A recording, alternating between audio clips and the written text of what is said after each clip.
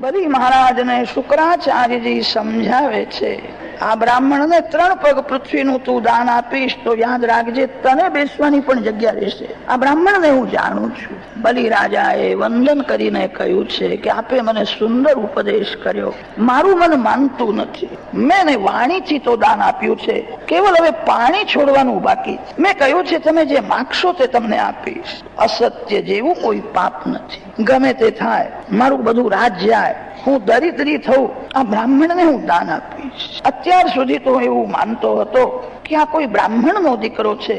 આપે જ મને કહ્યું કે આ પરમાત્મા આવ્યા. જગતમાં કીર્તિ મારી રહેશે. દાન આપનારો મોટો કે દાન લેનારો મોટો? અને વર રાજા બંને સરખા જ હોય. ભિખારી રડતો રડતો ભીખ માંગવા આવે, આ વર રાજા વાંચતે વાંચતે પણ ભીખ જ માંગવા આવે. કન્યાનું દાન કરનારો કન્યાનો પિતા બહુ મોટો છે, દાન લેનારો મોટો નથી, દાન આપનારો મોટો ગણાય. જગતમાં કીર્તિ મારી રહેશે.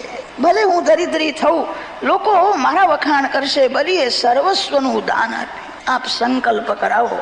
મારો એવો નિયમ છે, ઘરમાં ભગવાનની સેવા કર્યા પછી હું ભગવાનના ચરણમાં તુલસીજી અર્પણ કરું છું અને ભગવાનને કહું છું હું તમારો છું, હું શરણે આવ્યો છું.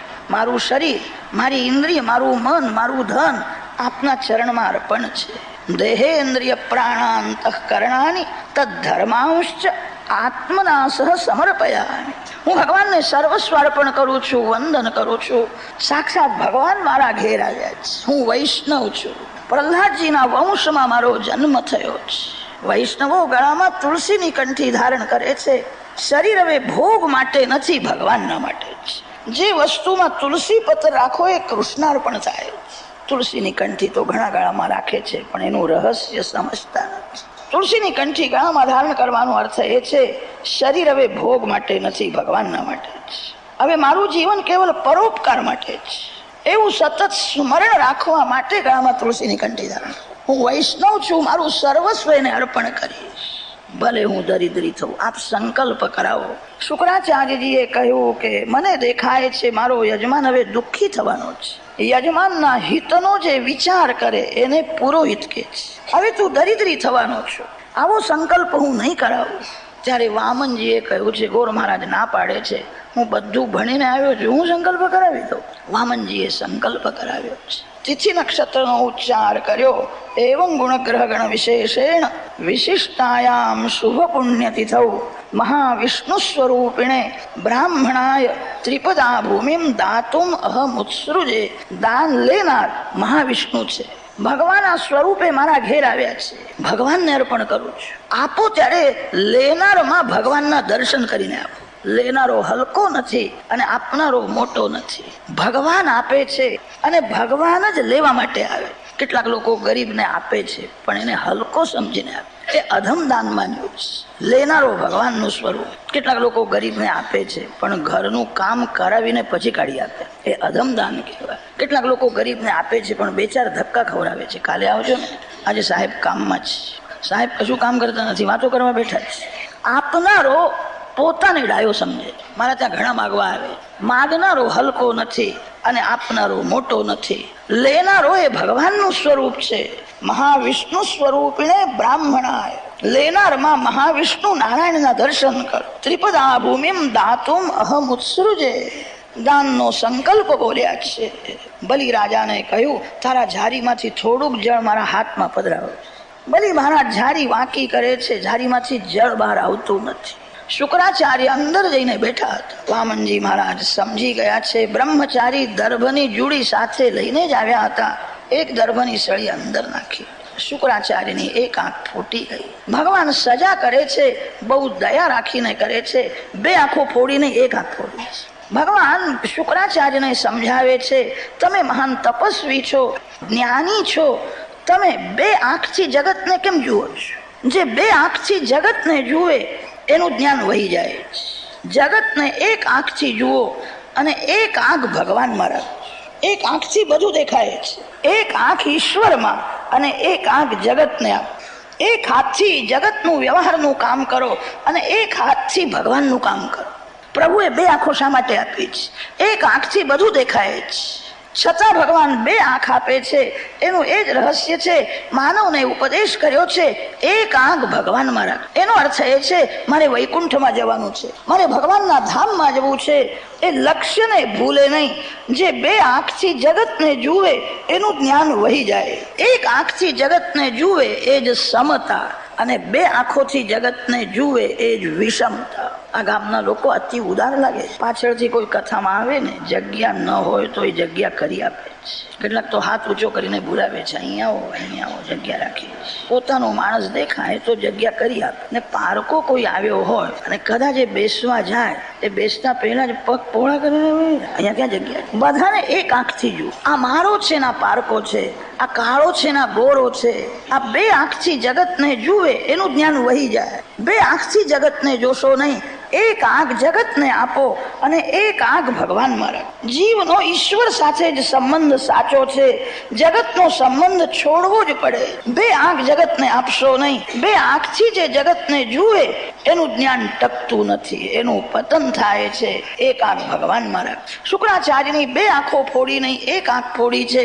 શુક્રાચાર્ય સમજી ગયા છે આ ભગવાન છે. ધીરે ધીરે વામનજીએ પોતાનું સ્વરૂપ વધાર્યું. તદ્વામનમ રૂપમવર્ધતાદભુતમ હરેરનંતસ્ય ગુણત્રયાત્મકમ દ્યૌખમ દિશો ભૂર્વિવરાઃ પયોધયઃ તિર્યંગૃલોકારુષયો યદા સત.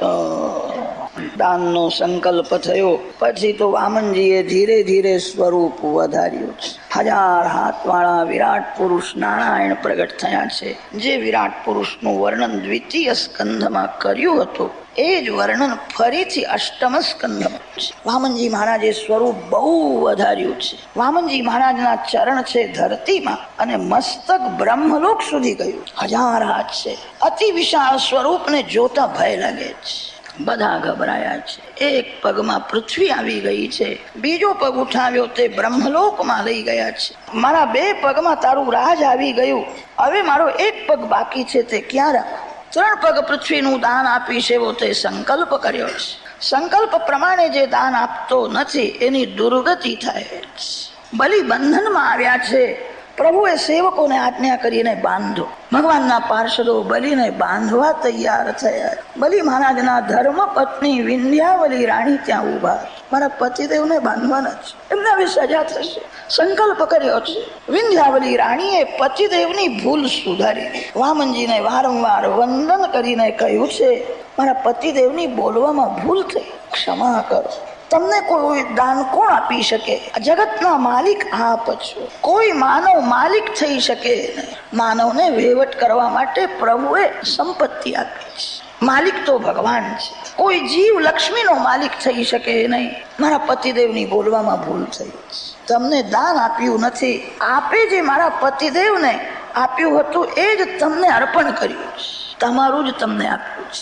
જીવ અજ્ઞાનથી પોતાને માલિક સમજે છે. માલિક તો આપ છો. કોઈ માનવ માલિક થઈ શકે નહીં. ક્રીડાર્થમાત્મન ઇદમ ત્રિજગત કૃતંતે સ્વામ્યં તુ તત્ર કુધિયા પરૈષ કુર્યુઃ કર્તુઃ પ્રભોસ્તવ કિમસ્યત આવહંતી ત્યક્તર્યસ્ત્વદવરોપિત કર્તૃવાદા. માલિક પરમાત્મા છે. માનવ માલિક થઈ શકે નહીં. તમને કોણ દાન આપી શકે? તમારું જ તમને અર્પણ કર્યું છે. દાન આપ્યું નથી. એમની બોલવામાં ભૂલ થઈ છે. હું ક્ષમા માંગુ છું. વિંધ્યાવલીએ પતિદેવની ભૂલ સુધારી લીધી છે. ભગવાનને કોણ દાન આપી શકે? બલિ મહારાજ ગભરાયા હતા. હવે શું થશે? તે બલિ મહારાજને વિંધ્યાવલી રાણી ધૈર્ય આપે છે. ગભરાશો નહીં. ભગવાનના ચરણમાં વંદન કરો અને ભગવાનને કહેજો એક ચરણ જે બાકી છે તે મારા માથે પધરાવો. બલિ મહારાજમાં થોડો અભિમાન હતો. મેં દાન આપ્યું છે. અભિમાનમાં બલિ ઊભા છે. બલિ મહારાજ એવું બોલ્યા હતા, દાન આપનારો મોટો અને દાન લેનારો હલકો. દાન લેનારો હલકો નથી હોતો. અભિમાનમાં બલિ ઊભા છે. સત્કર્મની સમાપ્તિ વંદનથી થાય. સત્કર્મમાં એક દોષ છે. તમે કોઈ પણ સારું કામ કરો, લોકો તમારા વખાણ કરશે અને તે વખાણ સાંભળ્યા પછી અભિમાન વધી જાય છે. અભિમાન વધે ત્યાં બધા જ દુર્ગુણ આવે છે. સત્કર્મ તો અભિમાનને મારવા માટે છે. બલીમાં સૂક્ષ્મ અભિમાન અથવા અભિમાનમાં ઊભા છે. અભિમાન હોવાથી નમતા નથી. વંદનથી જ સત્કર્મ સફળ થાય છે. વંદન કરવાનો અર્થ એ છે મેં કંઈ આપ્યું નથી, મેં કંઈ કર્યું નથી, જે કંઈ સારું થાય છે એ ભગવાન જ કરે છે. કેટલાક લોકો એવું સમજે છે માનવ નિમિત્ત બને છે. આપણા શાસ્ત્રોમાં એવું લખ્યું છે મુખ્ય કારણ ભગવાન અને નિમિત્ત કારણ પણ ભગવાન. ખોટું કામ થતું હોય ત્યાં માનવ નિમિત્ત બને. સત્કર્મમાં મુખ્ય કારણ ભગવાન છે અને નિમિત્ત કારણ પણ ભગવાન છે. વંદનથી જ સત્કર્મ સફળ થાય.